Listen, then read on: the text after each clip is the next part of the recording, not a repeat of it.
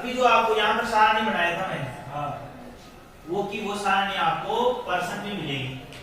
कहाँ मिलेगी? पर्सन में मिलेगी। पद मूल्य और आवर्ती।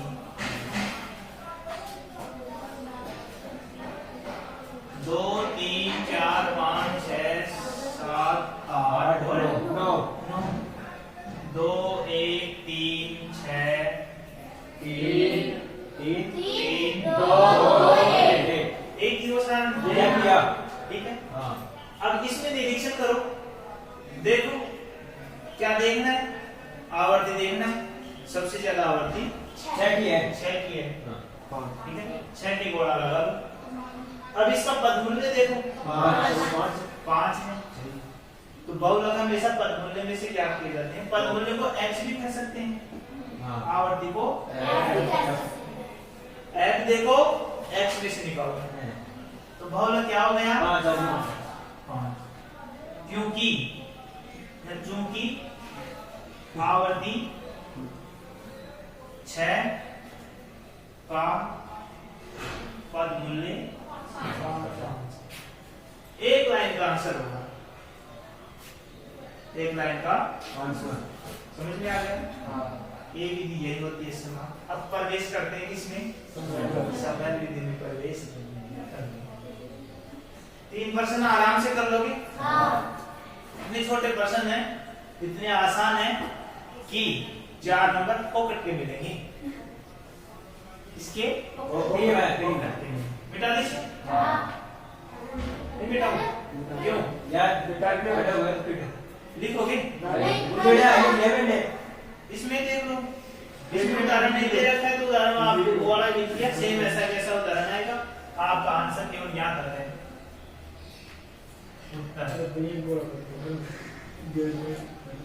अगर और बड़ा करना चाहते हो आंसर को कि मान साहब 4 नंबर कैसे मिलेंगे इसमें, इतनी सी एक लाइन में, तो यहाँ लिख दो आराम से। बताएं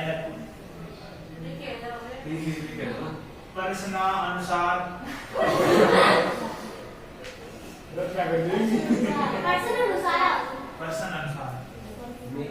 हमें निरीक्षण से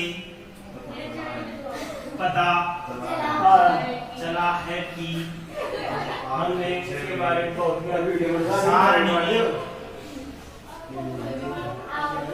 आवर्ती 6 सबसे अधिक है,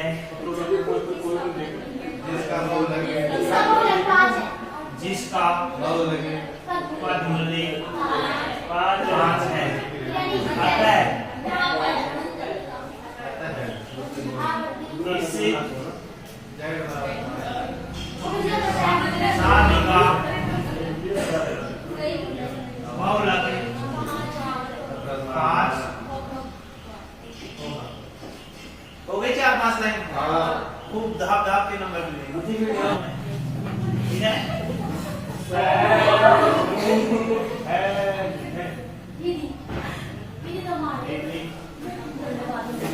ये पढ़ेगा, हो गया। जूम दिख रहा है सबको? वहाँ पर जो लाइव देख रहे हैं उनको भी दिख रहा है कि अब कौन सा टॉपिक चल रहा है, समझ में चल रहा है, ठीक है। इसका उदाहरण देता हूँ मैं, पहले तो बता देता हूँ कि करते क्या है। इसमें 6 कॉलम बनाए जाते हैं, एक कॉलम तो फ्रीक्वेंसी का रह जाता है, जैसे अपनी सारणी बनाया था ना, ऐसी सारणी दी हुई मिलेगी आपको, ठीक है। उस सारणी में से आपको 5 कॉलम और बनाने पड़ते हैं। एक तो गया आवर्ती का 5, और टोटल कितने कॉलम? 6 कॉलम बनाने पड़ेंगे। फिर उसमें समूह बनाए जाएंगे। समूह का मतलब जानते हो ना, गुच्छे समूह बनाए जाएंगे उसमें से, और फिर लास्ट में जाकर के उसकी बारंबारता जो बार होते हैं वो निकाले जाएंगे, जिसको टैली बोलते हैं। टैली निकाली जाएगी और टैलियों की संख्या लिखी जाएगी, और जिसकी सबसे ज्यादा संख्या होगी वो संख्या किसमें देंगे? पद मूल्य में देंगे। हमेशा बहुलक किस में से निकालते हैं? पद मूल्य में। तो सबसे पहले मैं सारणी बना देता हूँ, ठीक है। और सारणी वही बनाऊंगा जो आपकी किताब में दे रखी है। फिर आपको जो उदाहरण दिखाऊंगा मैं वो फिर आप करना। तो सारणी कैसे भी दी हुई मिलेगी आपको, ऐसे भी दी हुई मिल सकती है। अगर ऐसे दी हुई मिल गई सारणी, फिर करना क्या उसको? खड़े रूप में लिखना है, ठीक है। तो मैं ऐसे लिखूं, खड़े रूप में लिखूं, डायरेक्ट खड़े रूप में लिख दूं, ठीक है। दोनों काम एक साथ हो जाएंगे, समझ में भी आ जाएगा।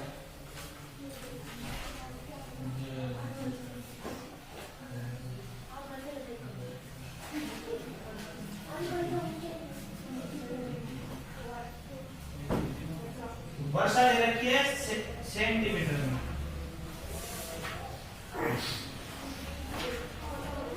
क्या दे रखा है, क्या दिनों की संख्या। अब आपके दिमाग में क्वेश्चन आ रहा होगा, अभी तो आपने क्या बोला, यहाँ क्या गया, आ रहा होगा सर के दिमाग। अभी तो बोला था यहाँ पदमूल्य आएंगे या आवर्ती आएगी, यहाँ तो वही कपड़ा आ गया, वर्षा आ गई और दिन आ गई।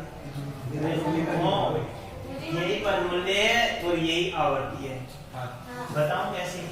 सबसे पहला आंकड़ा बोलो, 22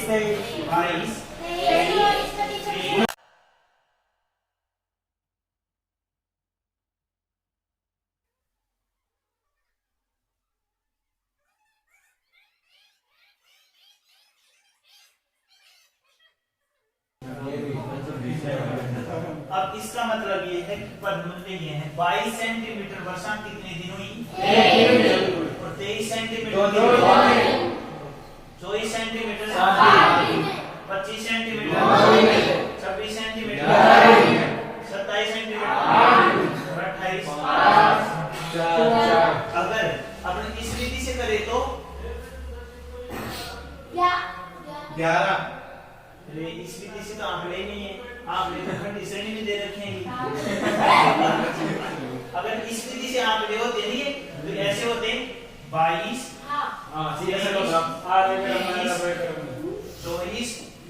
24 7 बार देते, बढ़ जाता बोर्ड पूरा, और के बढ़ जाता है, बढ़ना नहीं है। अगर इस विधि से करें तो इस विधि से समवन विधि द्वारा खंडी श्रेणी में बदल करके, अब बदली हुई है खंडी श्रेणी, आपको तो केवल देखना है कि सबसे ज्यादा क्या है, 11, पदमूल्य क्या है, 26। इसको ही तो पदमूल्य कहते हैं, इसको ही आवर्ती कहते हैं, इसको x कहते हैं, इसको कहते हैं। दिन दे या महीने दे या वर्ष दे, कुछ भी दे। अगर इस विधि से करें तो ये विधि एक ही है, समझ में आ रहा है? ये इसमें तो क्या करते हैं, वो आंकड़े दे रखे हैं, इसको ऐसे बिठा लेते हैं, इसमें बिठा जाते हैं, ये देखना होता है। लेकिन अपनों को क्या करना है, झूमवार करना है, क्या करना है। और इस विधि की मुख्य विशेषता है, इसमें 6 कॉलम होते हैं। कितने कॉलम होते हैं? 6 कॉलम। आपकी किताब में भी दे रखे हैं 6 कॉलमों के बारे में विस्तृत। पहला कॉलम क्या करता है, दी गई आवर्तियों को यथावत लिख देते हैं, तो लिखी हुई है आवर्ती यथावत, ठीक है। यहाँ लिख देते हैं कॉलम 1, ठीक है।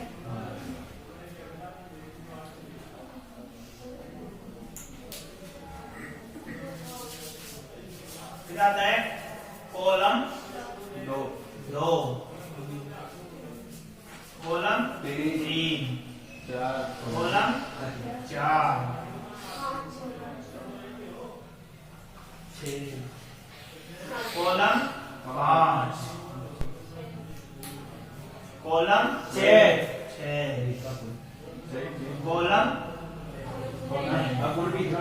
यह आती है टेली और यह आता है संख्या।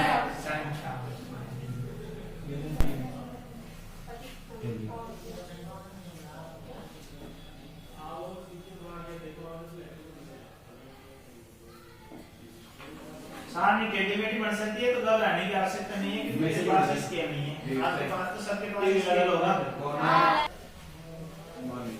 अब देखो दूसरे कॉलम में क्या करते हैं, प्रारंभ में दी 2-2 संख्याओं को जोड़ देते हैं, और तीसरे कॉलम में क्या करते हैं, सबसे पहले कॉलम की सबसे पहली आवर्ती को छोड़ देते हैं, फिर 2-2 आवर्तियों को जोड़ देते हैं। चौथे कॉलम में पहले कॉलम की 3-3 आवर्तियों को जोड़ देते हैं, और 5वें कॉलम में पहले कॉलम की प्रथम आवर्ती को छोड़ करके तीन आवर्ती को जोड़ देते हैं और छठे कॉलम में पहले कॉलम की 2 आवर्ती को छोड़ देते हैं 3 जी। पहले कॉलम में तो वही रहेगा फ्रीक्वेंसी वाला, ठीक है। दूसरे कॉलम में दो संख्याओं को जोड़ देते हैं, ठीक है। इसका योग कर देते हैं, ठीक है। और दूसरे कॉलम में जोड़ो 3 16 जोड़ दिया। तीसरे कॉलम में क्या करते हैं, एक को छोड़ देते हैं और फिर दो को जोड़ते हैं।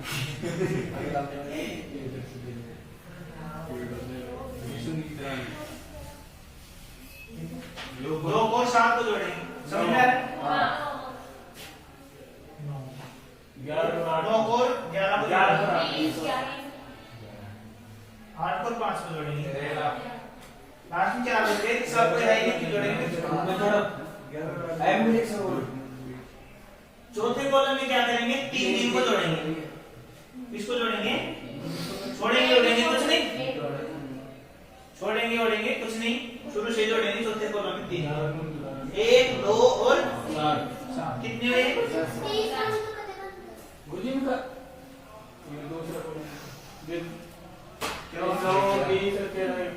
9 और 20 13 कहां से आए? एक को छोड़ दिए, 2 और 7 को जोड़े, 9 फिर 9 में छोड़ दिया नहीं, तो शुरू में छोड़ेंगे।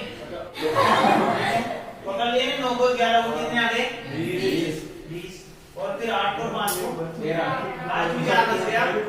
जिसके साथ अगर कोई संख्या होती तो जोड़ देते, बेचारा अकेला बच गया तो छोड़ना पड़ेगा, ठीक है। लास्ट वाला छोड़ दें, बीच में किसी को नहीं छोड़ते। अब चौथे कॉलम में क्या करेंगे? 3 को जोड़ेंगे, 2 को नहीं जोड़ेंगे, 3 का काम शुरू हो गया। पहला दूसरा और तीसरा को जोड़ेंगे, 1 2 और 7 कितने हो गए? अब फिर 3 को जोड़ेंगे, 9 11 और 8 कितने हो गए? 28। अब लास्ट में 2 ही बच गए, 3 होते तो जोड़ दे, छोड़ दे, फिल्टर जाएगा तेरा नहीं, कुछ साथ में तो जोड़ता।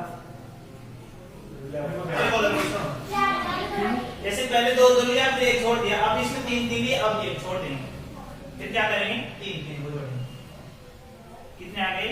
2 7 और 9 कितने आए? 18। सही ढंग से जोड़ना कि 18। फिर इस 3 को जोड़ेंगे, 11 24। लास्ट में 4 बच गया तो 3 होते जब जोड़ते छोड़ देंगे। अब क्या करेंगे? 2 को छोड़ेंगे, अब 3 को जोड़ेंगे, यानी कि 7 9 और 11 कितने हो गए? 27। फिर 3 को और जोड़ेंगे, 3 8 यानी बच रहे अभी तक 3 8 5 और 4 17। यहाँ तक बात समझ में आई कि नहीं आई? एनी स्टूडेंट जिसके बात समझ में नहीं आई अभी बोल दो।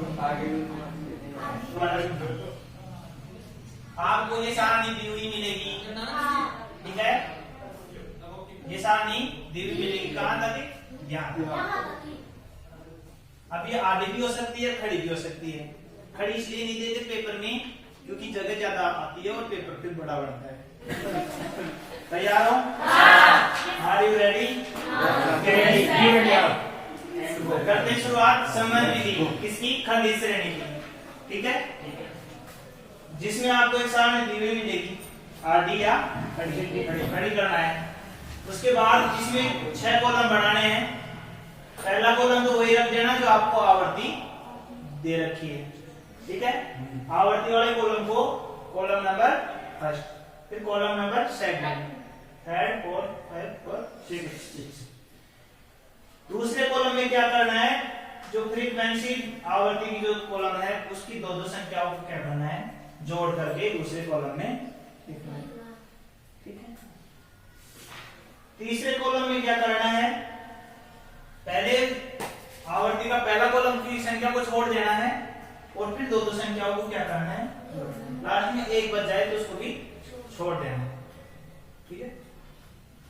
जैसे इसमें जोड़ रखा है पहला कॉलम छोड़ दिया 1 को, 2 को 7 को जोड़ दिया, फिर 9 को 11 को जोड़ दिया, 8 को 5 को जोड़ दिया, फिर 4 इसमें छोड़ दो उसको। चौथे कॉलम में क्या करना है, 3 3 को जोड़ना है, छोड़ना किसी को नहीं है, 3 3 को जोड़ना है। 1 2 और 7 जोड़ दिए 10 हो गई। फिर आगे 9 11 8 जोड़ दिया 28 हो गई। लास्ट में 2 संख्या उसकी 3 होती तो जोड़ दे, 2 को नहीं जोड़ेंगे क्योंकि इसमें 3 3 के जोड़े बन रहे हैं।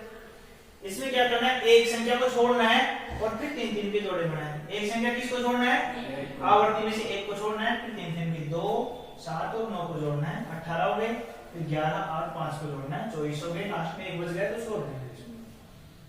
छठे कॉलम लास्ट में क्या करना है, 2 संख्याओं को छोड़ना है, 1 को और 2 को।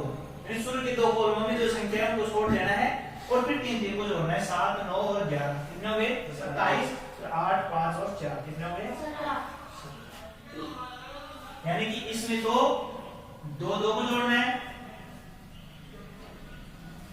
इसमें क्या करना है, 1 को छोड़ देना है और फिर 2 2 को जोड़ना है, इसमें 3 3 को करना है और इसमें 1 छोड़ देना है और 1 को करना है, इसमें 2 छोड़ देना है और फिर 3 3 को करना है।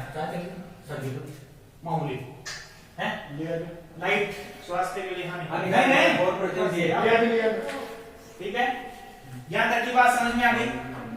अब आप कंफ्यूज हो रहे हैं, मैं बता दूं क्या 3 बार क्यों समझे, मैं बता दूं क्यों कि मार साहब इनके सामने लाइन आ रही है, देखा था अरे लाइन में खींचने बिना लाइन नहीं रहने दो। आपको तो केवल लाइन इस वजह से खींचते हैं कि इसमें कोई ऐसी गड़बड़ नहीं हो जाए कि 2 तो जोड़ दे इसको रहे हैं, जोड़ 7 और 2 को लिख करके जोड़ दे इसको, क्या ऐसी गड़बड़ नहीं होनी चाहिए। ठीक है, लाइनें हैं तो रहने दो, उसके ऊपर लिख दो है तो है रहने दो। आपको तो देखना है कि इसके सामने लिखना है बस, आपने ले लिखना। अब सुनो,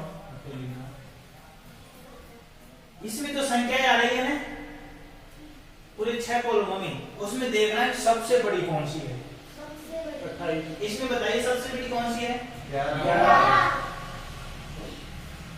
इसको इंगित कर देना है, अंडरलाइन कर देना है, गोला कर देना है, पहचान के लिए कुछ भी चिन्ह लगा देना है, लगा दो। अब इसमें देखना है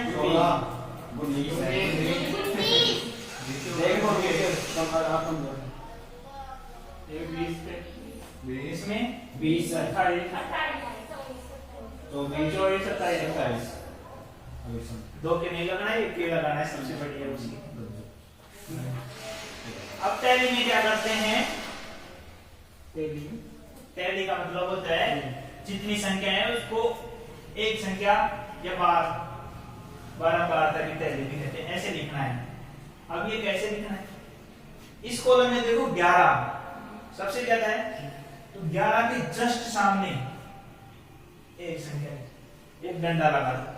डंडा भी बोलते हैं, क्या बोलते हैं, डंडा लगा दोगे। इसमें देखना है 19 है।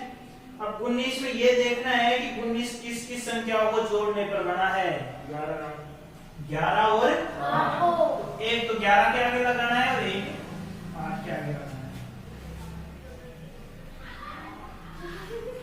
नहीं आया समझ में? अरे भाई 11 यहाँ पर 11 सबसे अधिक है, तो 11 खुद ही किसी को जोड़ने पर थोड़ी बना है, सबसे अधिक है तो 11 के आगे सामने एक टैली वाले कॉलम में एक डंडा खींच देना है, खींच दोगे। अब दूसरे कॉलम में देखना है सबसे बड़ी संख्या कौन सी है, 19। और 19 को ये देखना है कि पहले कॉलम में जोड़ करके तो बनाए हैं, तो पहले कॉलम में कौन कौन सी संख्याओं को जोड़ करके बनाए हैं, 11 और 8 को बनाए हैं। तो 11 के सामने कॉलम में उसमें एक डंडा और 8 के सामने एक डंडा। अब देखना तीसरे कॉलम में सबसे बड़ी संख्या कौन सी है, 20 पता होना चाहिए किसकी संख्याओं का योग करके बनाए हैं, 9 और 11। 9 के सामने एक डंडा और 11 के सामने भी एक डंडा। फिर आता है 28। अब 28 पता होना चाहिए किसकी संख्याओं का योग करके बनाए हैं, 9 11 और 8। तो 9 के सामने एक डंडा, 11 के सामने एक डंडा और 8 के सामने भी एक डंडा। अब पता होना चाहिए 24 तो इस किसकी संख्याओं का योग करके बनाए हैं? 11 8 और 5। अब 4 के बाद अब सुनो यार इसको 4 के बाद में जो 5 वाला लगाते हैं वो क्रॉस का लगाते हैं। क्या लगाते हैं? क्रॉस का लगाते हैं। अब कुछ क्रॉस ऐसे भी होते हैं और कुछ ऐसे भी होते हैं। अब इसमें सही कौन सा है, गलत कौन सा है? जो सही था जो गलत। जो सही है ये तो गलत है और ये सही है। जो हाँ, थोड़ा सा जो तो सही है क्योंकि अपने पहला डंडा खींचे हैं वो यहाँ से खींच के ऐसे ले जाते हैं। क्या ऐसे ले जाते हैं? ऐसे ले जाते हैं। फिर दूसरा ऐसे खींचे, तीसरा ऐसे खींचे, चौथा यहाँ खींचे, लास्ट में यहाँ समाप्त हो रहा है। यहाँ से शुरू करे, यहाँ समाप्त हो गई तो शुरू को समाप्त से मिला देना। किताब में गलत है। ये कहाँ तक कर लिए थे अपने? 28 तक हो गया था। 24 का करेंगे। 24 किसको जोड़ के बनाए गए? 11। इसको दो 11 को ऐसे कर दो, 8 के आगे और अब लास्ट में देखो 27 किसकी संख्याओं का योग है? 7 और 11। 7 9 और 11। अब छठे से आने वापस शुरू कर दो 1 से। ऐसे मत कर देना कि छठा ऐसे कर दो, 4 ऐसे कर दे, छठा ऐसा 5 है। ऐसे मत कर देना। मेरी सही नहीं है बेटा। अब देखो मैं पहले ये ऐसे लगाया हूँ, इसका फायदा मिला नहीं मिला? मिला नहीं? देखने में आसानी हो गई। ये किसका योग है, ये किसका योग है? ऐसे डायरेक्ट लिख देता तो फिर नोट में मिल जाते दर्शन। ये ऐसे लिखना है। अब यहाँ क्या है? 0, यहाँ 0, यहाँ कितना है? 1, यहाँ कितना है? 3, यहाँ कितना है? 6, यहाँ कितना है? 3, यहाँ 1 और यहाँ। अब संख्या देखने सबसे ज्यादा किसमें है?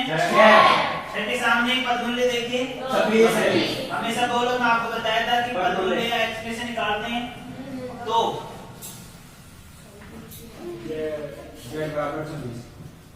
ये है ना 21 हो